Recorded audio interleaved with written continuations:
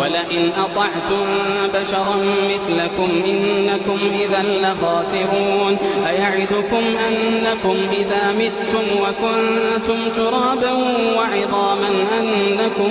مخرجون هيهات هيهات هيهات هيهات لما توعدون إن هي إلا حياتنا الدنيا نموت ونحيا وما نحن بمبعوثين إن هو إلا رجل افترى على الله كذبا وما نحن له بمؤمنين قال رب انصرني بما كذبون قال عما قليل ليصبحن نادمين فأخذتهم الصيحة بالحق فجعلناهم غثاء